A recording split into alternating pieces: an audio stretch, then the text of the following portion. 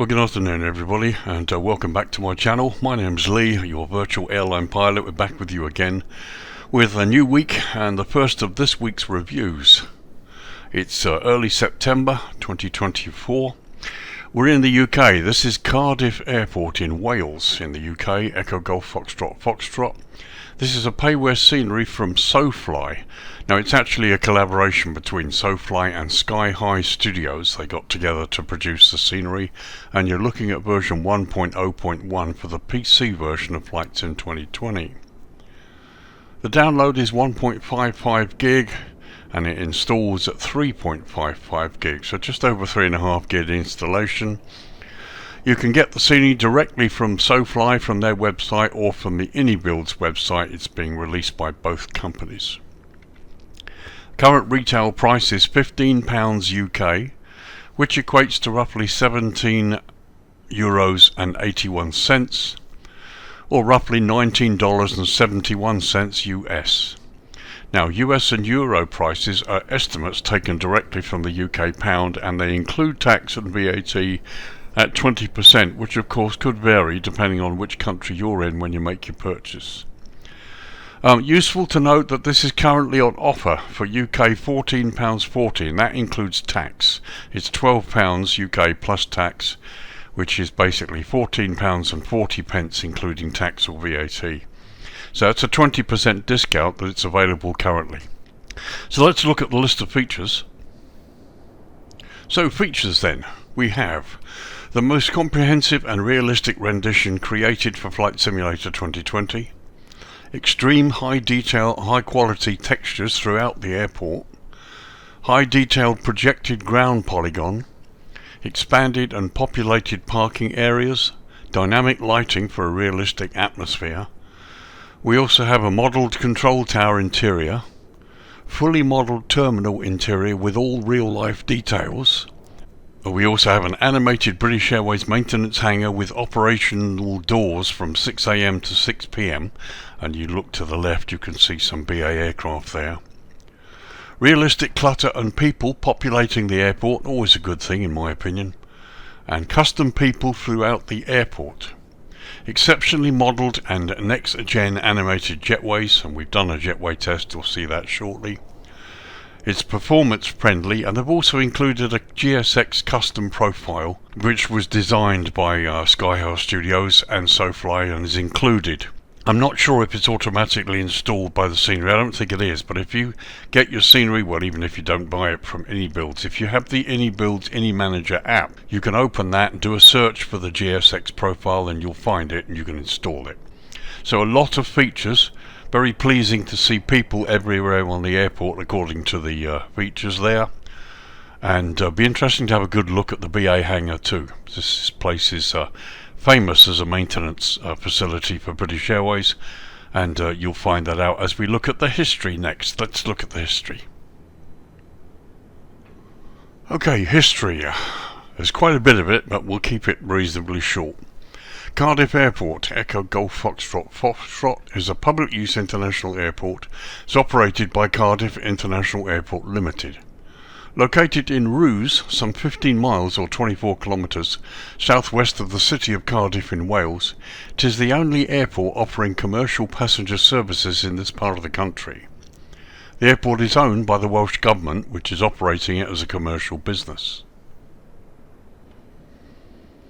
In the early 1940s, the Air Ministry requisitioned land in the rural Vale of Glamorgan to set up a wartime satellite aerodrome and training base for the Royal Air Force Spitfire pilots. Known as RAF Roos, construction started in 1941, and the airfield officially began life on the 7th of April 1942, when it was taken over by No. 53 Operational Training Unit. However, after World War II, the airfield fell into disuse and was eventually abandoned. In 1951, however, the Welsh Civil Aviation Consultative Committee then proposed the abandoned airfield at Roos as a possible site for a new Cardiff airport. However, upon inspection, it was found to be in very poor condition, with a large number of bombs stacked on the runways, with buildings in an extreme state of dilapidation. However, it was considered Roos could be suitable for civil aviation if the necessary money and time was spent on it. The proposal was accepted and the Ministry of Aviation began to convert the abandoned airfield into a civilian airport. In October 1952, the new Roos Airport was opened by the then Minister of Aviation, Mr. Alan Lennox Boyd. In 1952, Aer Lingus started a service to Dublin from Cardiff. A new terminal building was constructed, and flights to France, Belfast and Cork also began. An increase in holiday charter business resulted in passenger throughput exceeding 100,000 people in 1962. On the 1st of April 1965, Ministry of Aviation handed over the airport to Glamorgan Council, and it was renamed Glamorgan / Roos Airport. The council started a 5-year plan to develop the airport, including a new control tower, terminal building and runway extension. In the 1980s, the airport's name was changed to Cardiff Wales Airport, and 1986 saw a further extension of the main runway, attracting new generation jet aircraft to the airport. Transatlantic links were developed with charter flights to Florida, in addition to the previously established links with Canada. The runway extension, enabling the airport to handle 747 jumbo jets, was instrumental in attracting the British Airways Maintenance Facility to the airport, the hangar being one of the largest in the world, providing heavy airframe and engineering maintenance for the British Airways fleet and third-party carriers. You can see the hangar over here. Over the years, ministers in the Welsh Government levelled criticism at the airport's condition and inability to attract more airlines and flights. It was not until 2015 that Flybe signed a deal to allow 2 of their Embraer 195 aircraft to be based at Cardiff Airport, and thereafter followed direct flights to Faro, Jersey, Dublin, Glasgow, Berlin, Venice, Munich, Verona and Rome and Edinburgh and Paris. In 2018, the airport unveiled new e-passport gates in the terminal building to reduce queuing in immigration. In December 2020, Wizz Air UK announced its 4th UK base at Cardiff, basing 1 Airbus A321 aircraft and launching 9 new routes to Alicante, Corfu, Faro, Heraklion, Lanzarote, Larnaca, Palma, Sharm el-Sheikh and Tenerife, making Cardiff Airport the only Wizz Air and Wizz Air UK base without flights to Eastern Europe. The airline announced that it will shut it down at its base at Cardiff in January 2023. Cardiff Airport is the only airport in Wales that offers international scheduled flights and is also served by scheduled low-fare business and charter carriers. It also supports corporate and general aviation. Currently, some 8 airlines operate into and out of Cardiff Airport, including Aer Lingus, KLM, TUI Airways and Vueling. So there's a lot of history behind this airport, certainly a lot of discussions about what to have done with it to bring it to its current state.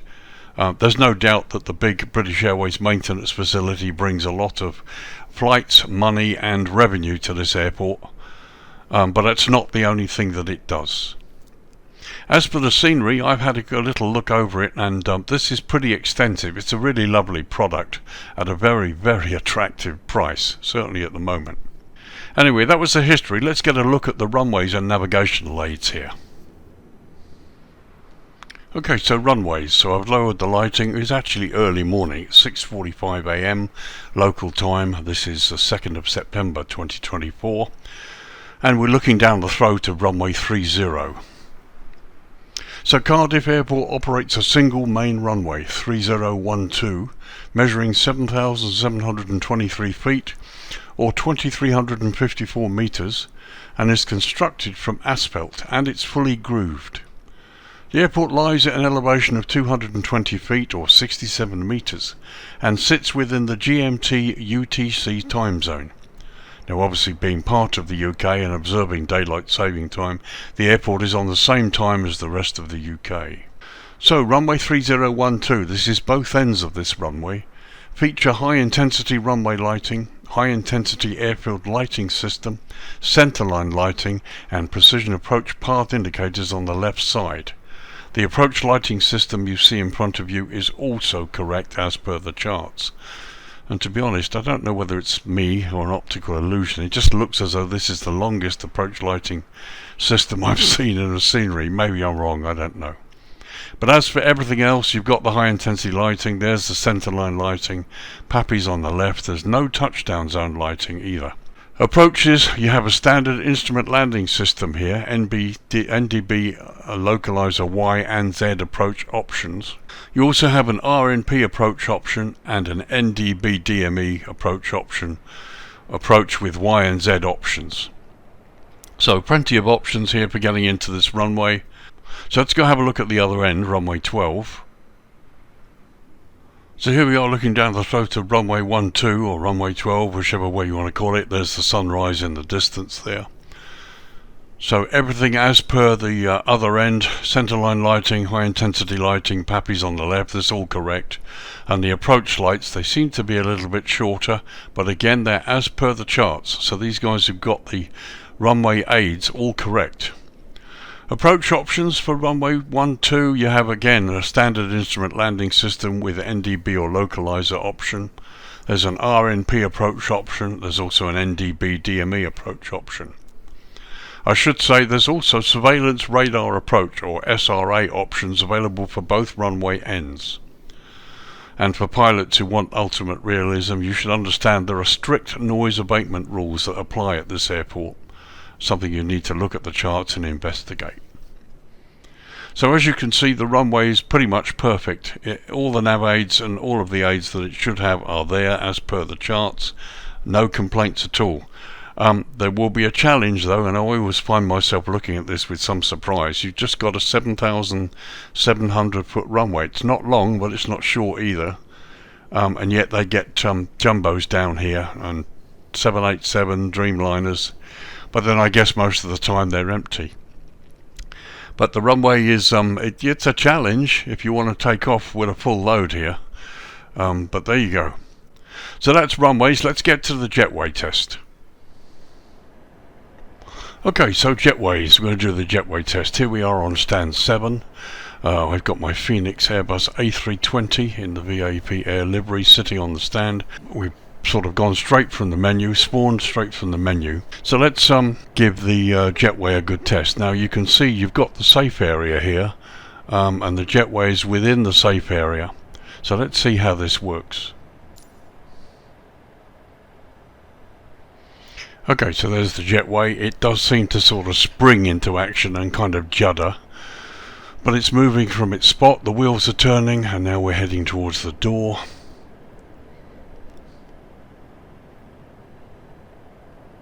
And that looks pretty good, although the hood, it would appear the hood has gone through the skin of the aircraft. Let's look a little bit closer. So there you can see it's not a bad fit. I mean, the bottom of the aircraft is pretty much up to the door, which is as it should be. It's just the hood has gone right in through the skin. Let's check from the other side. And there you can see the connection's not too bad. I've seen worse. It's perfectly okay.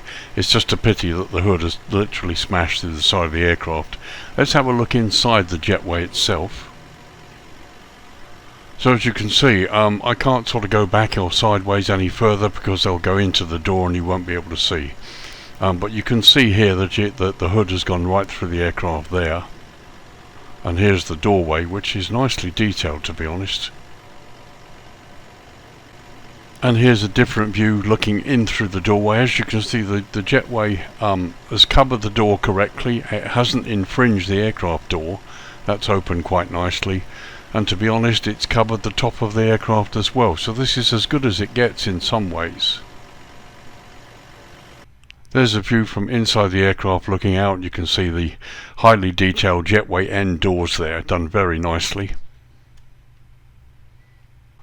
And it's only when you look at this view here you can see the hood that has infringed the aircraft. Not by much, to be honest. I've seen worse. And again in the flight deck here you can see the hood has gone in through the side of the aircraft. That's a pity, but you know, it's the rest of it, the connection's actually really good. It's right on the doorway. The doorway opens fully, so you'll be able to see people walk in and out if you're using GSX Pro, and I have GSX Pro loaded and working. So looking at the jetway itself, it looks good. It's nicely weathered. The thing works actually pretty well. The wheels look pretty good as well. Let's actually do a retraction from this point. There's the door closes, the hood goes back. I'm looking closely to make sure it doesn't infringe the engine, and it hasn't. It's clear. Not by much, but it's clear. But what you will need to do is to make sure that the aircraft is correctly positioned when you park up. I've spawned from the menu. There's the jetway fully retracted in its safe area, all looking pretty good. And as you can see here, we're not quite on the mark. It's not marked as any particular aircraft. You've got two marks here. But I would suspect that if you pull up on that second mark, you'd be perfectly okay. But maybe pulling up on this mark, you might be close to an issue with the jetway swinging through the port side engine. Something maybe for me to test at some point when I fly in here. But all in all, a really good jetway. No real problems. It's great. It's fine. And just a final look from this side. I mean, it's pretty impressive. One of the things I do like about the scenery, we'll talk more about it in the main tour, as you can see loads of engineers and people, ramp staff around, which is something that's very often missing from so many of the sceneries. So that was a jetway test. As you can see, everything works pretty well. Just remember, as I've said earlier on, make sure that you disable the default ASOBO Cardiff scenery. Go into the content manager, do a search on Echo Golf Foxtrot Foxtrot, and you'll eventually find the airport to disable that before you enable this SoFly version. So that was the jetway test done. Now let's have a look at the airport proper and just see what's on offer here.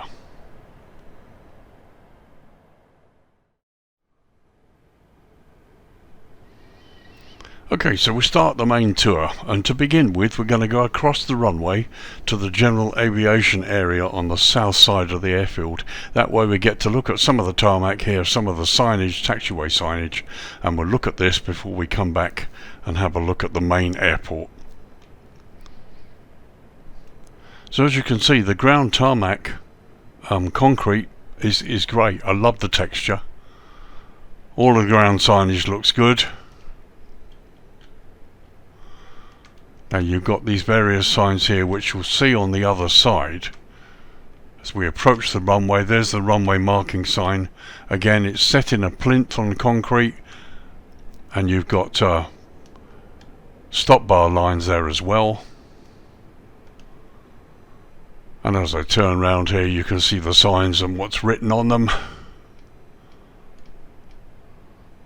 Taxiway Delta there. So here we cross the runway. Again, you've got hotel taxi where they're all proper signed up. Here's an area where you can't go. It's used by the fire service. A little bit of terraforming has been done here. As you can see, there's a hill.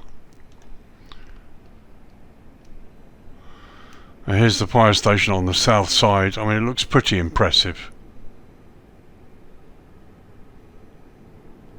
So a quick look at the fire engines close up. The models are nice. I mean, these look to be, I don't know, they look almost as though they're default. There's no Cardiff markings on them, which I kind of expected there might be. But other than that, no, the models are great. The tyres look good. They're not square or unmodelled in any way, so no complaints about that. And as you can see, they're sitting quite nicely in their parking areas, and the building close by is perfectly okay. So we're coming over the GA hangar area here. Ambulances parked there. FENCELINE. Some of the default scenery there to the left, and now as we come to the modelled area,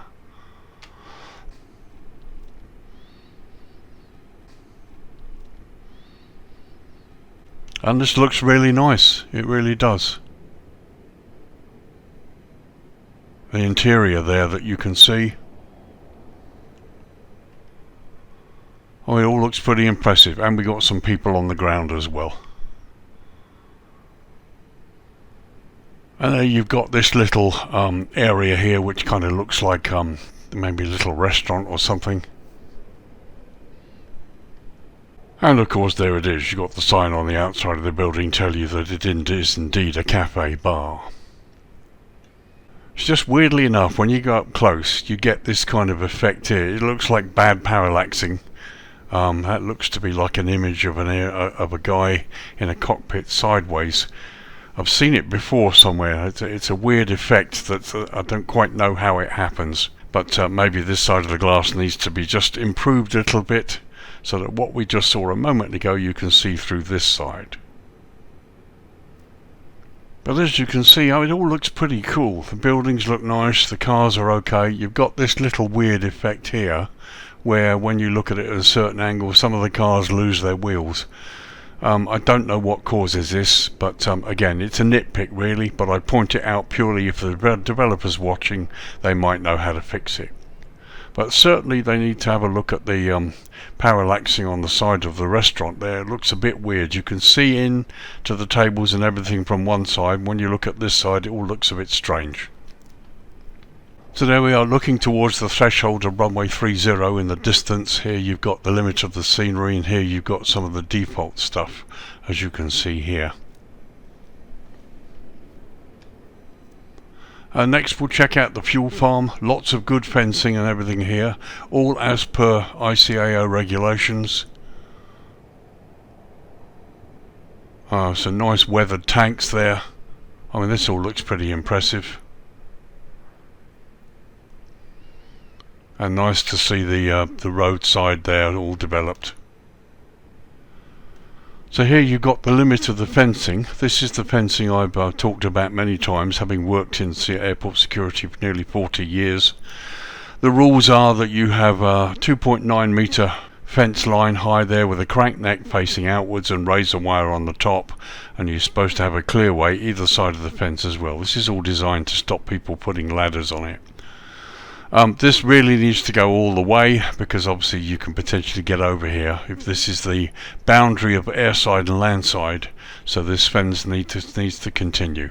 But again, it's just a small nitpick, nothing really to write home about. And here's a picture of the sort of thing you would expect to see on this fence line. Now in my day we called it the restricted zone, or the RZ. When the Europeans came along and changed the regulations, as when we were part of the EU, and now it's part of basically ICAO, it's now called the critical part. But here on the sign you can see restricted area. These signs are supposed to be, I think it's 100 metres spaced apart all the way down the airside fence line, where it divides the boundary from the public. And it basically warns you that you shouldn't go in there, and that you can be arrested or fined basically. But it's nice to see this. It's not the actual critical sign. I'll see if I can find an image of the actual sign, for example, that you'd see at Heathrow or Gatwick, which is on every category 7 airport around the UK. But they've got this, which is great. You know, you don't see it very often in sceneries, and it's meant to be there, which is correct. Here's the razor wire, just as it should be. So yeah, that really nice. Very nicely done. A good attention to detail with the modelling. And here, as we come out to the taxiway to start approaching the main area, here you get a look at the signage. Again, they're all on plinths, nothing just stuck in the grass.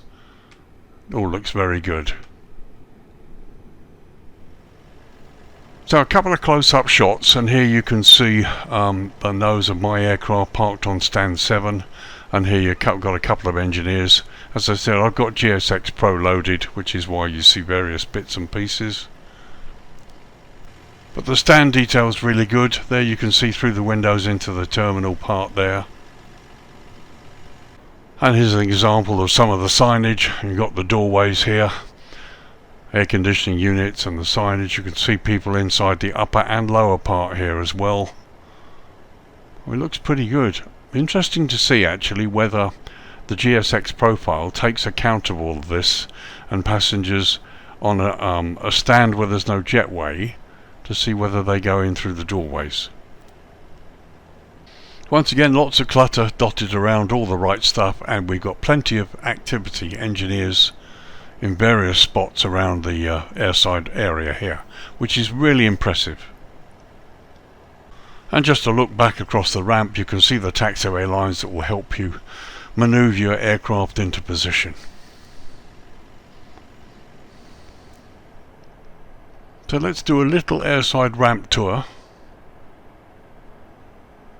As you can see, plenty of activity airside, various engineers all in their yellow coats, lots of ground detail,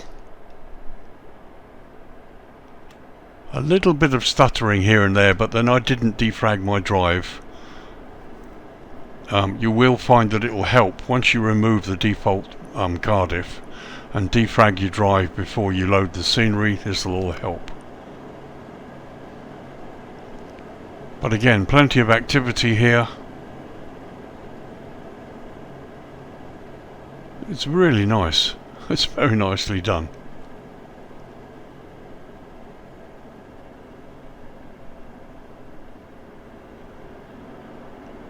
It's just great, it really is. I love the buses.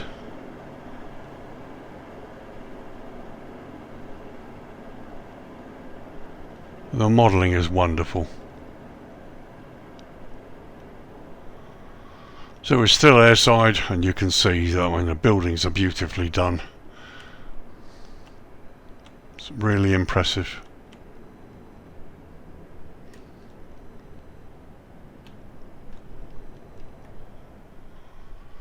So here we're coming to the British Airways Maintenance Facility. Here we've got a series of Dreamliners all sitting outside. Registrations are all a bit weird, they're all SP. It should be British. But as you can see, no attention to detail has been spared. It's great. There's the blast screen on the left there where they do the engine runs. The aircraft models are excellent. So as I said in the features, the doors are open between 6 AM and 6 PM. And as we go inside, you can see there are people, engineers about.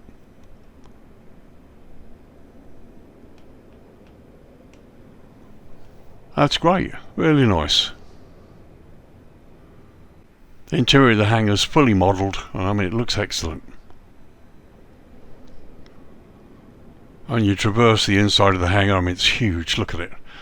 Various people there, some of them disappearing here and there, models moving, but other than that, I mean it's fine, it's great. It's all good. I think really my only criticism, if I was nitpicking, it'd be nice to see parallaxing on these office windows. But as you can see, the hangar's been properly modelled, it's really good. The aircraft models are excellent. Not sure why they got SP registrations on them. Maybe somebody from SoFly can tell me why.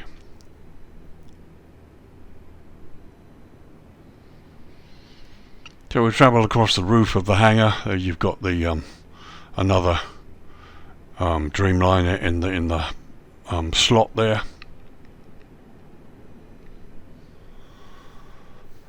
And a couple of quick shots landside of the hangar itself.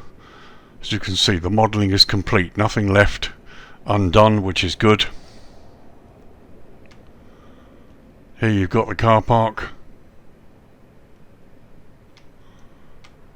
Some of this is off-airport stuff, default stuff, but it works reasonably well.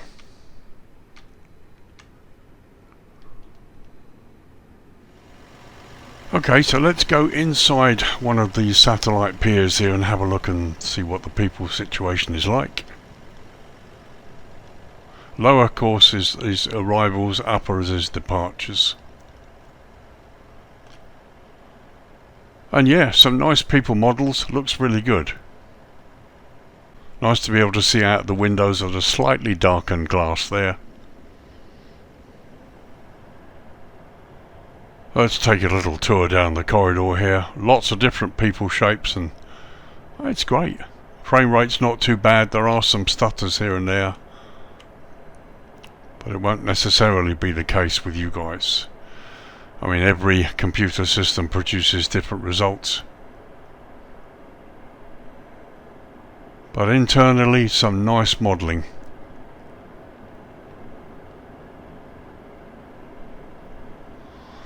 It's pretty good. The way it looks is pretty good. So I do find I get a bit of juddering here and there, but there we go. Not sure about that there, Sydney, 4:55 on time. Well, I mean, don't think you get any flights to Sydney from Cardiff, but there you go. So let's have a look on the lower level arrivals, just a quick look inside.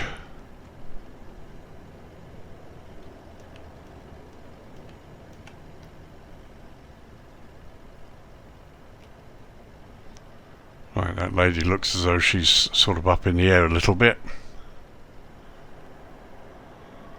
But once again, it all looks good. Custom people, as they've said in the description. And to be honest, the frame rate's not that bad. You get stuttering here and there, but it really will depend on how you have your scenery set. Nice to be able to see out through the windows.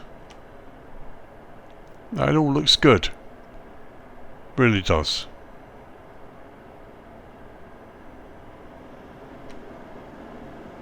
So let's have a look at the control tower. So there we can see some modelling from the outside. And there you can see the inside of the tower is modelled, but it's pretty basic. No people, no screens. It's all fairly basic, really.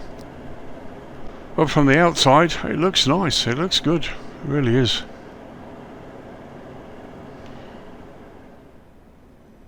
So we're going to go along the landside road here, leading up to the landside part of the terminal complex. Just so you can get a look at what's been done. I mean, the detail is really good. Everything in 3D, nicely modelled. No default stuff showing through. So far I can see the cars are all parked in their proper area.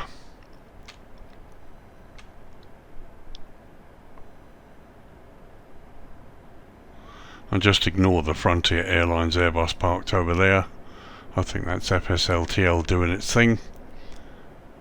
But quite a difference, quite a sort of good selection of different cars and colours for the car parks. Some good signage here, one or two cars on the road, although they're not mobile as it were. And again, we've got plenty of signage, all of it good and detailed. So I've slowed down a bit here so you get a good look at this. So we're getting a bit of judder in here because we've got lots of people here.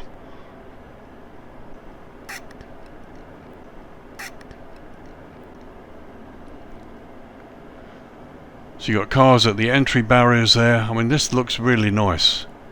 Not sure why we're getting this juddering. I mean, it doesn't exist at other airports where they've done this.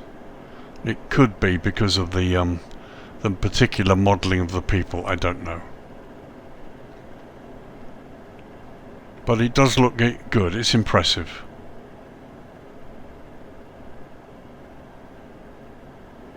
So let's go in landside. And here we are inside the landside check-in area. So plenty of passengers landside. And plenty of people there at the check-in desk. Unfortunately no check-in staff to check them in. So have a look this side. And the same situation, but it does look good. So let's go up the stairwell.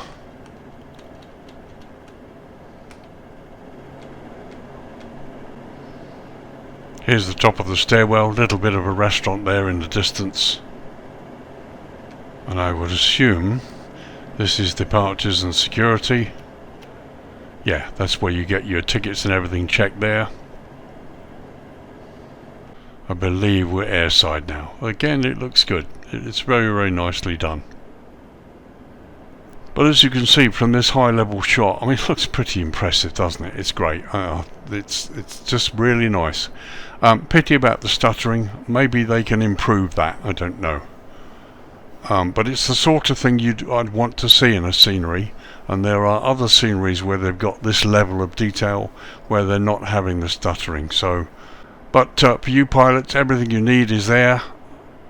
You know, you're not really going to have any problems parking up, flying in here at all. It's great. It's all brilliant.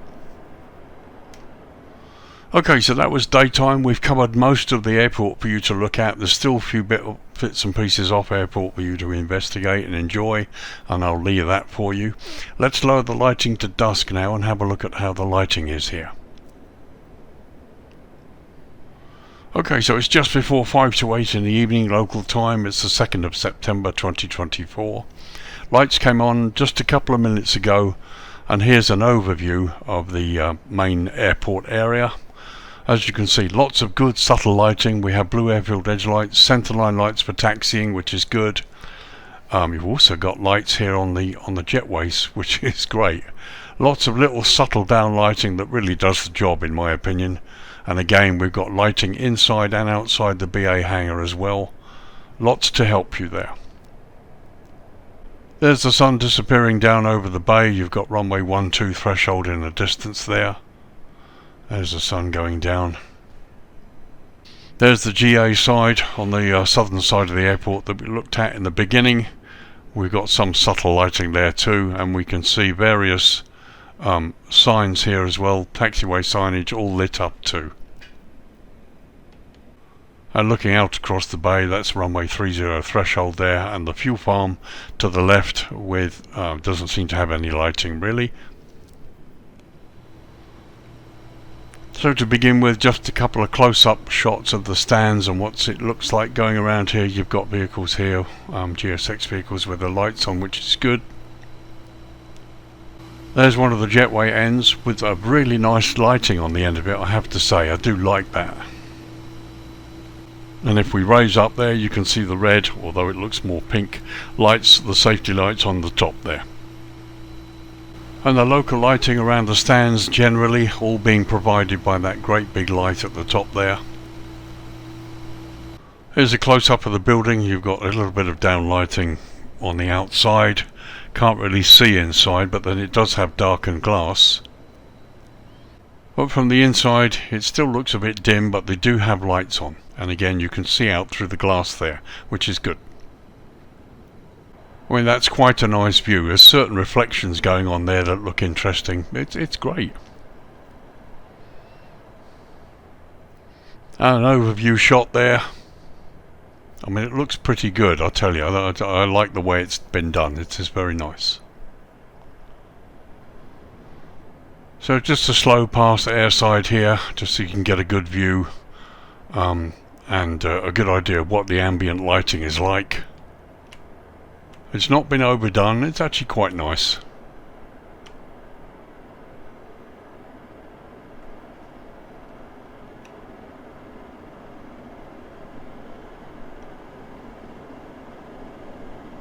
I just dropped down a bit so you could see what was going on underneath. There you could see in through the passenger windows rather better than you could at the other side. As we pop inside, yeah, it's great, and you can see out through the windows. Just would have been nice to have a couple of people and the various screens and stuff that you associate with a control tower. Now here we are coming across the maintenance hangars, and this time the door is closed. It's after 6 PM. But again, the lighting's pretty good. It's fairly basic, but it's just what you want. You've got the centerline lights to enable you to taxi your jet down here should you want to.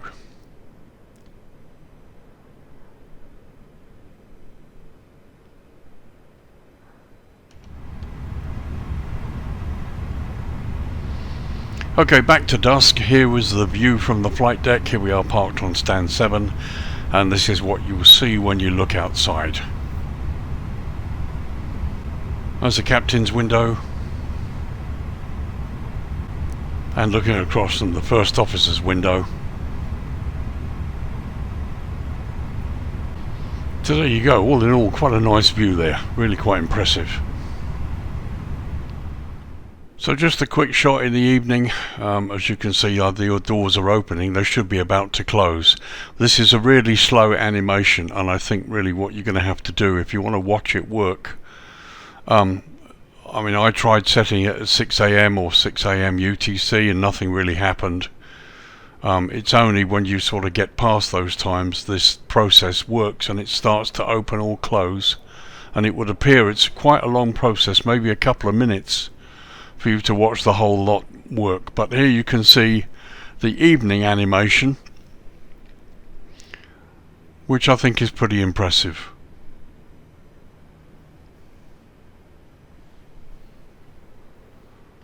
And here we are back at 8 PM and you can see the doors closing.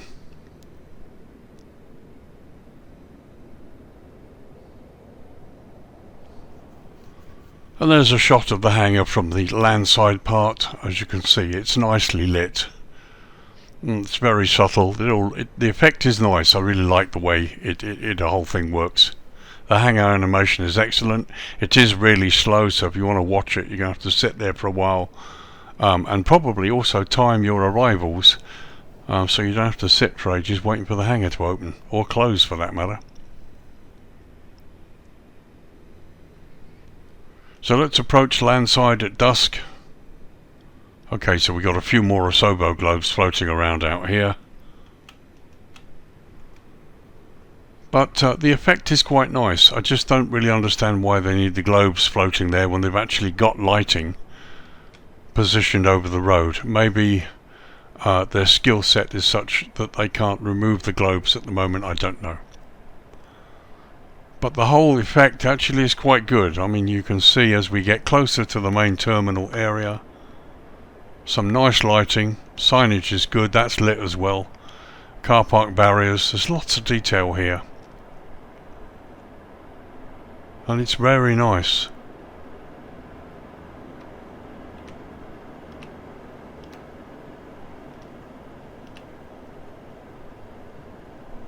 Very nice indeed. Just a pity about the juddering. Something maybe they need to work on.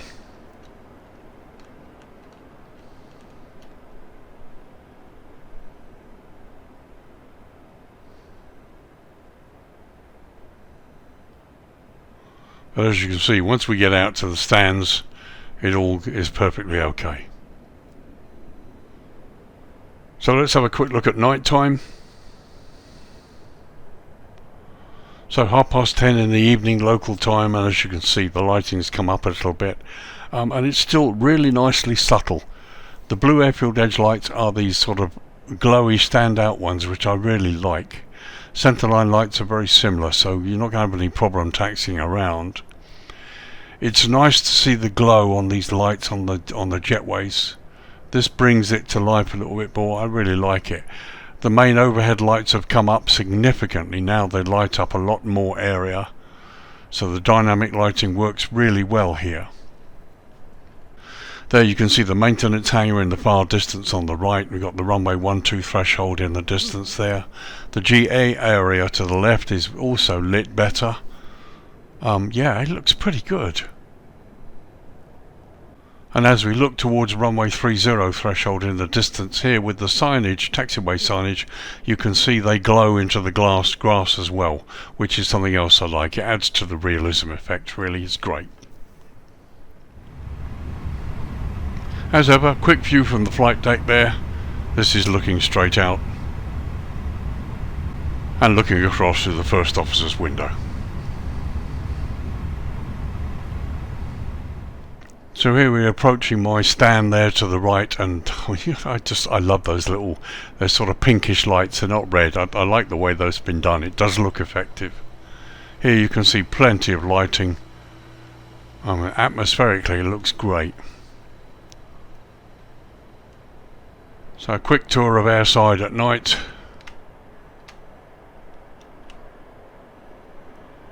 There's sort of sufficient lighting here. It is a bit tight in terms of lighting on these stands, but it's okay. It's better as you get round the corner here.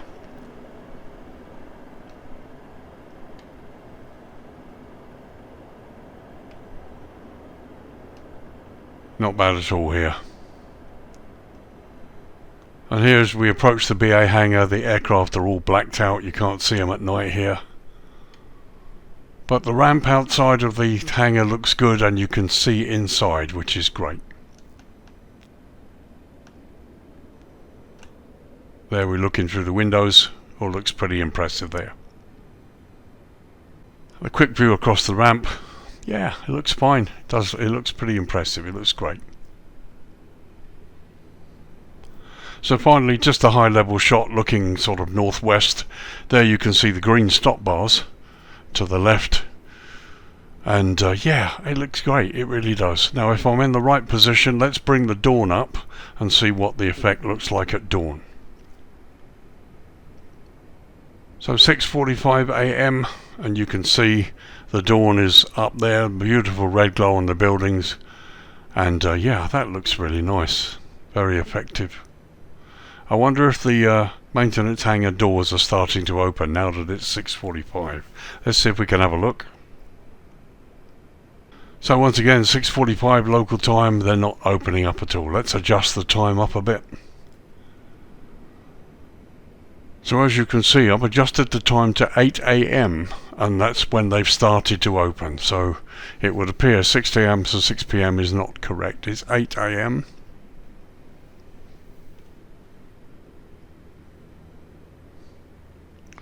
And I would imagine it's 8 PM as well, they start to close.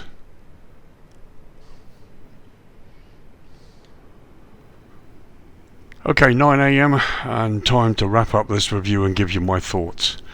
Do I like it? Yeah, it's great. It's certainly the best rendition of Cardiff Airport I've seen for some time. We had a good one in FSX, and I believe there was one for P3D. But obviously this particular version uses many of the features that Flight Sim 2020 gives us. Ground textures and markings are all excellent. They're complete. They're as they should be. NAVAIDS are fine. The runway lighting, the general dynamic lighting looks great. It really does. The hangar door thing is good once you get the hang of it. I would think that it's 8 AM to 8 PM rather than 6. Something I maybe need to have a look at a bit closer. I love the sort of pink, semi-pink red lighting on top of the JETWAYs. That gives it some nice sort of ambience. The internal part of the terminal is done quite nicely. It's not the best I've seen, quite apart from the shutters and stutters. It's not been fully developed. It's been about 2/3 developed. There's no airside security, no shops as such. Lighting's not really been attended to. But there are plenty of people, and the people models are varied. They look nice. It would be nice if they could work on reducing the stutters, which some scenery developers have managed to do even with loads of people inside. So that's something maybe they could work on. Also, the ASOBO globes floating around landside are not necessary because of course they've got the lighting really nicely done, so maybe finding a way to remove those. But airside looks great. For you pilots flying in and out of here, you're going to have no problems at all. Lighting wise, at any time of the day or night, it's going to look good. So yeah, there's plenty to like about this. It certainly is one of the best renditions we've seen of Cardiff. Just a couple of little bits and pieces here and there that they could refine. And yeah, apart from that, I mean, it's great. I like it a lot. I like the price. I really do like the price. It's very competitive. Even at the full price, at the moment it's on offer for £12 or £14.40 including tax. But even the you know, the full price of £15 plus tax is really good for what you're getting here. It's been really nicely done. Yeah, and there's lots of bits and pieces for you to explore off airport, and as you can see from this shot, I mean, the airport sits really well in the scenery. There's no sort of jagged edges or anything to worry about. It's great. I like the scenery a lot. I can recommend it.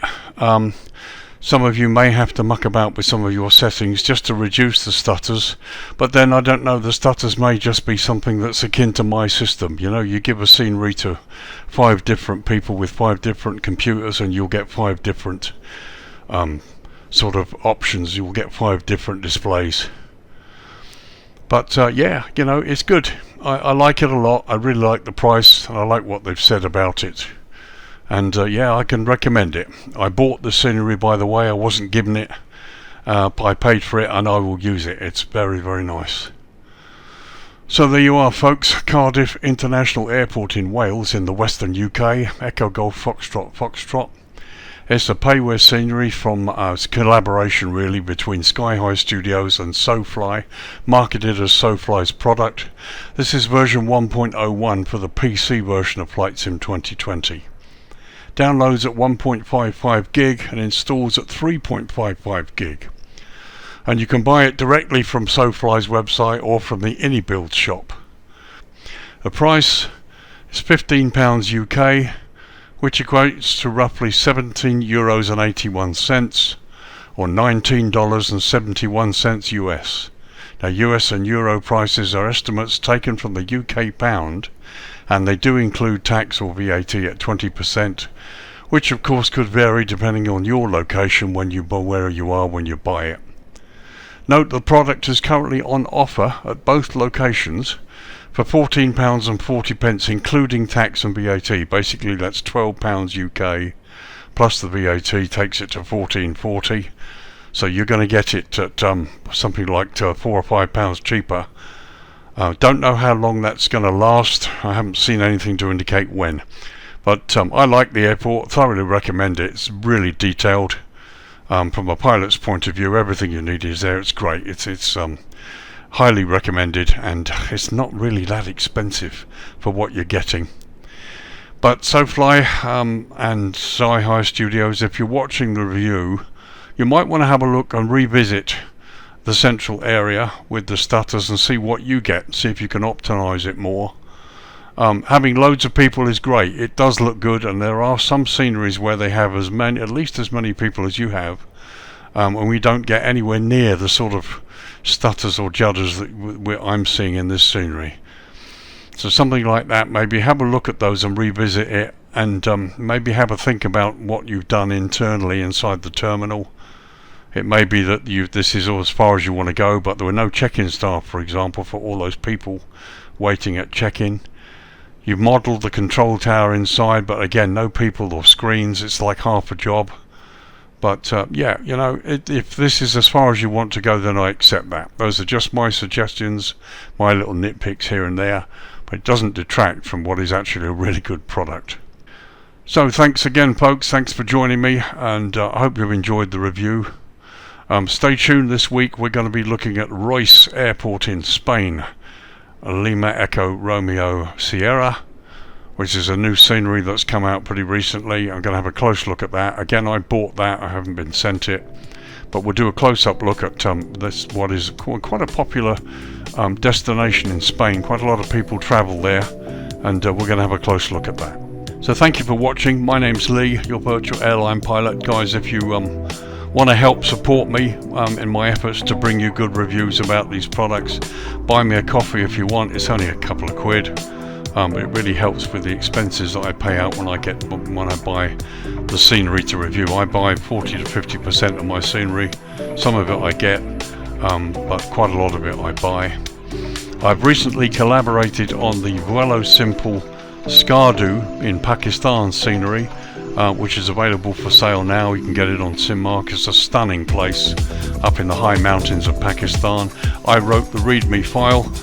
We did a lot of work with the developers to get things right there, but if you're interested in doing something rather challenging, that's a place to go, and that's available now. I'll put the link in the description below. So once again, thanks for joining me. This is Lee saying bye for now. I'll see you in the next video later this week. Bye bye.